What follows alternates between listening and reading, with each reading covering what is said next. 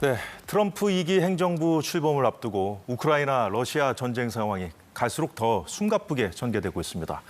러시아와 북한이 공조를 강화하는 가운데 젤렌스키 대통령이 나토 가입을 조건으로 한 휴전 협상 의사를 밝혔는데요. 통일연구원의 조한범 석좌연구위원과 함께 짚어보겠습니다. 어서 오세요. 예, 안녕하세요. 자, 일단 이 상황부터 좀 봐야겠습니다. 젤렌스키 대통령이 이 북한군, 러시아에 파병된 이 북한군 관련 얘기를 또 했거든요.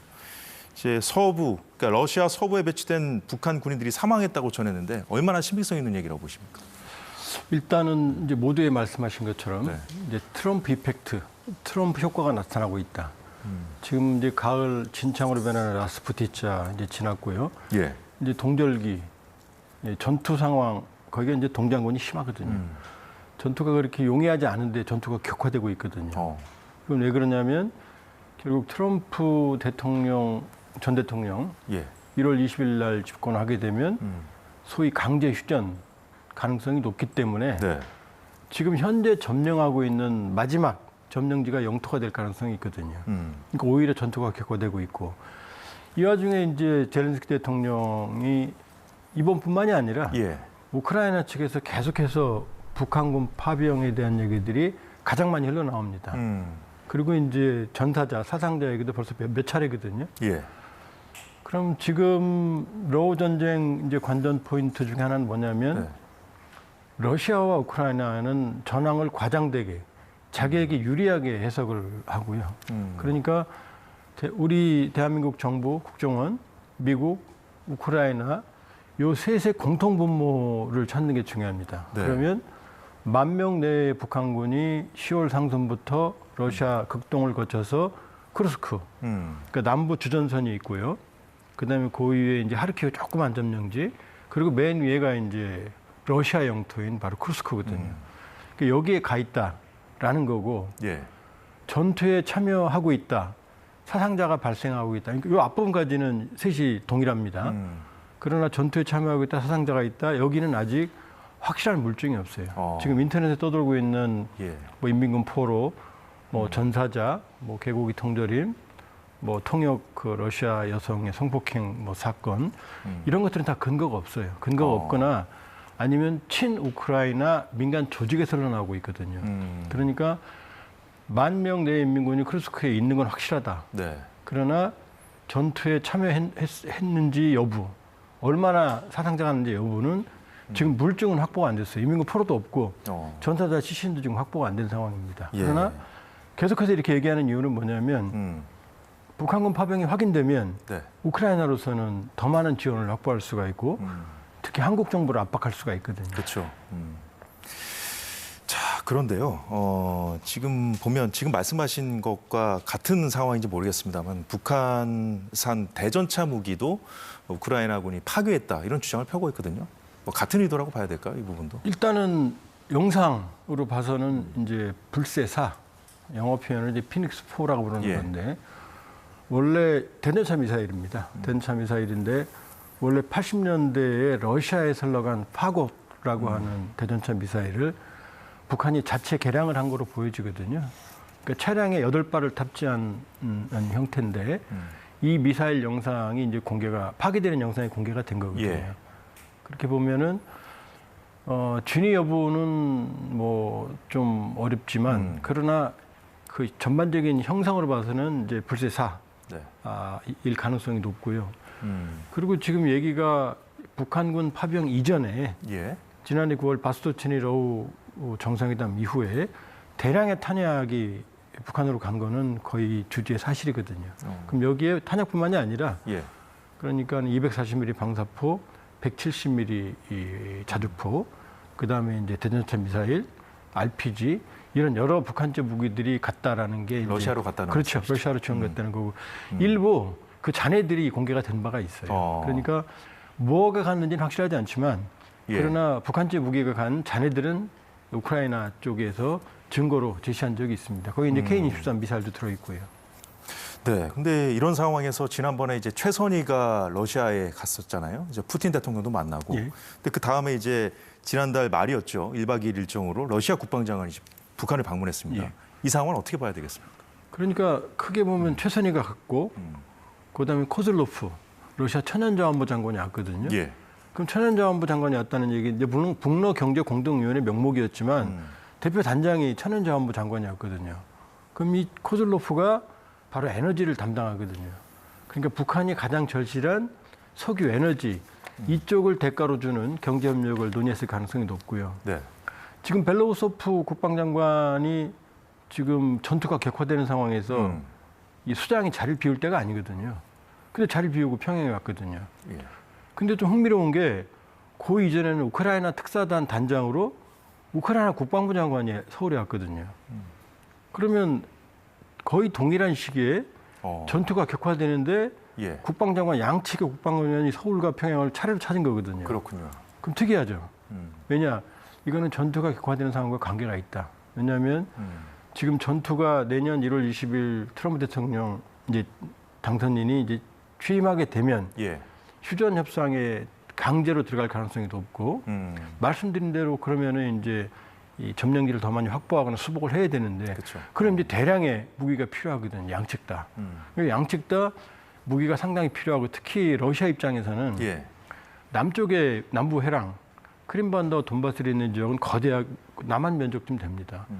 여기서는 크게 일진일퇴하지만은 큰 진전이 없거든요. 그러니까 동계 기간 중에 한쪽이 완전히 전선을 뒤집을 가능성은 희박해요. 그러면 지금 열점지대가 어디냐면 바로 쿠르스크입니다. 쿠르스크는 러시아 영토를 우크라이나가 점령하고 있거든요. 그럼 푸틴 입장으로서는 본토를 뺏긴 상태에서 휴전 협상을 하는 건 부담이고 네. 본토를 뺏긴 상태에서 휴전하게 되면은 푸틴으로서는 지옥이거든요. 왜냐하면 2차 세계대전 45년 이후로 최초로 러시아 영토를 뺏긴 대통령이 되니까 예. 휴전을 하게 돼도 자기 권위에 상당한 손상이 있거든요. 그러니까 푸틴으로서는 반드시 쿠르스크를 회복해야 되는 거고 젤렌스키로서는 어떻게든 그 점령, 지금 면적은 원래 한 서울시 한 배 반, 예. 1000제곱킬로미터 정도를 장악했는데 8월부터 이제 예. 기습을 했었죠. 근데 지금 밀려서 절반 정도는 뺏겼어요. 500제곱킬로미터 정도를 장악하고 있거든요. 그러니까 여기에 더 많은 병력, 더 많은 무기, 이게 지금 필요한 상황이거든요. 그러니까 벨로우소프가 예. 그곳을 위해서 갔을 가능성이 높죠. 그렇군요. 지금 이제 종전 협상이 어떤 형태로 언제 이제 펼쳐질지 좀 지켜봐야겠습니다만은 양측이 이제 교전이 이제 지금 격화되는 그런 상황에서 지금 러시아가 물론 그 지난번에 이제 미국이 러시아 본토에 대한 미사일 사용 승인을 한 이후에 우크라이나가 미사일 공격을 한 데 대한 반대급부로 나온 얘기긴 합니다만은 그 핵 위협을 계속하는 이유도 같은 선상에서 좀 봐야 되겠군요. 지금 푸틴이 그냥 핵 하거든요. 그 얘기는 뭐냐면 다급한 겁니다. 왜냐하면 러시아가 핵 말을 하면 안 돼요.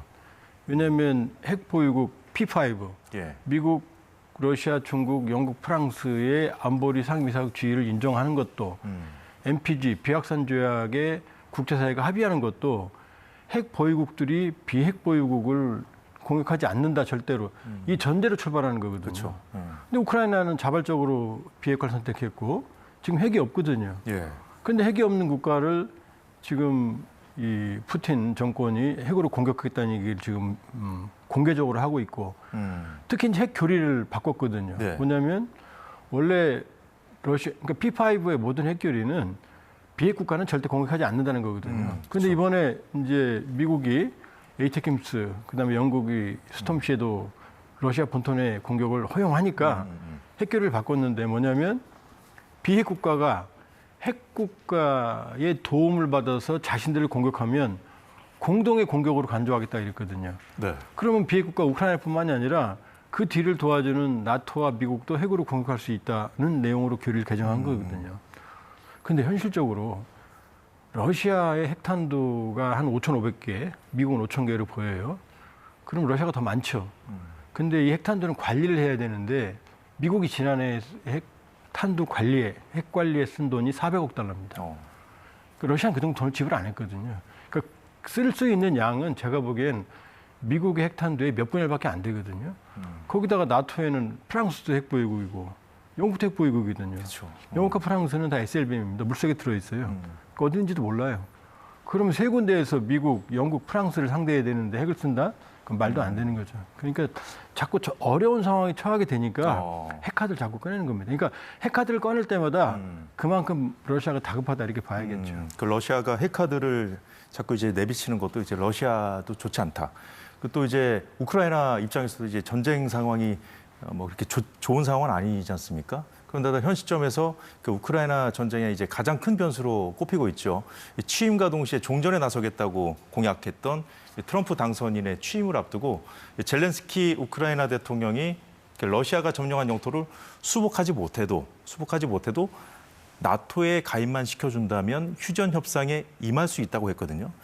자, 그런데요, 이제 이 나토 가입이라는 것이 이제 어떻게 보면은 우크라이나의 나토 가입이라는 것이 나토의 동진이라고 할 수 있잖아요. 그럼 이제 푸틴이 전쟁을 시작한 명분인데 이건 이제 푸틴은 당연히 이제 반발을 할 것이고 그 서방 국가들도 들어주기 어려운 조건이지 않습니까? 근데 이 조건을 왜 젤렌스키가 지금 다시 꺼내든 걸까요? 뭐 지도가 있는지 모르겠습니다만 우크라이나가 유럽과 러시아를 연결하는 고속도로예요. 이걸 러시아가 장악을 하면은 유럽의 중심부가 뚫리고 예. 이걸 나토에 가입하면 러시아 중심부가 뚫리거든요.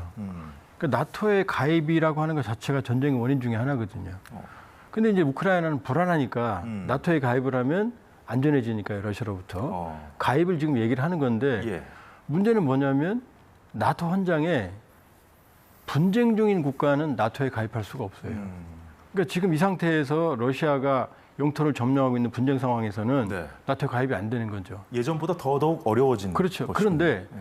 만일에 분쟁 지역을 만일에 포기하게 되면 이제 분쟁이 아닌 거잖아요. 그러니까 상당히 전략적으로 발언한 겁니다. 그러니까 그걸 예. 포기하면 분쟁이 사라지니 나토 가입 조건이 충족이 된다. 예를 들면 네. 주일 미군이 미일 동맹으로 일본을 방위하게 돼 있지만 그러나 러시아가 점령하고 있는 북방 4개월도는 여기 미군의 방어 범위가 아니에요. 예. 동일한 논리인 거죠. 그러니까 이걸 포기하면 포기할 테니까 분쟁이 없는 걸로 종식시키고 네. 가입하겠다라는 거거든요. 근데 문제는 예.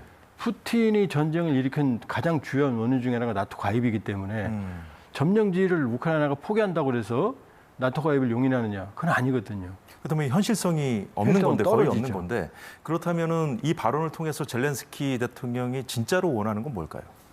지금 이제 트럼프의 취임 전이기 때문에 지금 젤렌스키 입에서 휴전이 거의 공식적으로 나온 거거든요. 예. 푸틴도 지금 휴전 조건을 내걸었어요. 그렇죠. 점령지 자기들이 장악한다. 점령지 인근에서 우크라이나가 철군하라. 이게 조건이거든요. 예.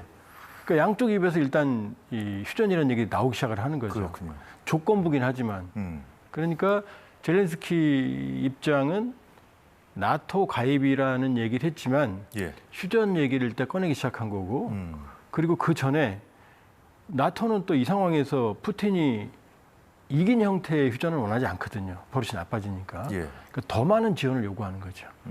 나토 가입이 어려운 걸 알면서도 네. 나토 카드로 더 많은 지원을 요구하는 거고 이 얘기로 또 푸틴을 압박하는 거죠.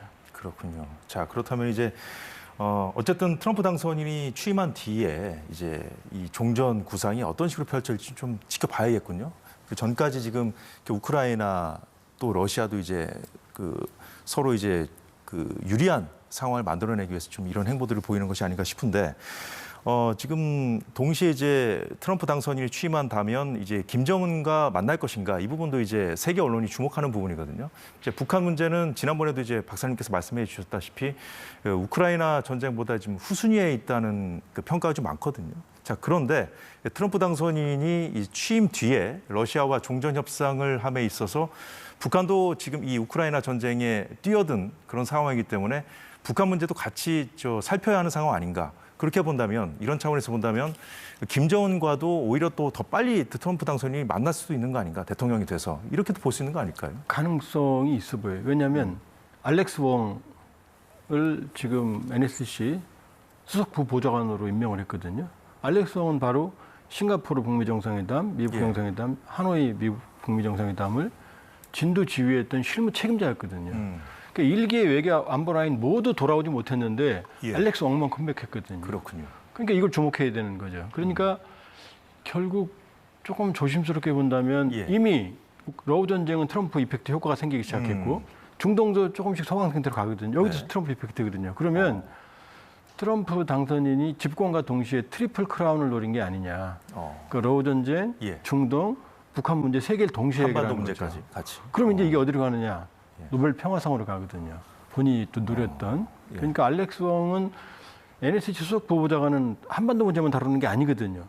전 세계 문제를 다루는데 바로 북한 비핵화 협상을 진도 지휘했고 실무를 책임졌던 알렉스 웡을 더 승진을 시켜서 지금 컴백시켰거든요. 예. 그렇게 보면 예상보다 빨리 북한과 접촉에 나설 가능성도 있겠다. 이렇게 볼 수 있죠. 예, 알겠습니다. 자, 트럼프 당선인 취임 전으로 북한이 어떻게 나올지 계속 주시해야겠습니다. 네, 지금까지 통일연구원의 조한범 석좌연구원이었습니다. 오늘 말씀도 고맙습니다.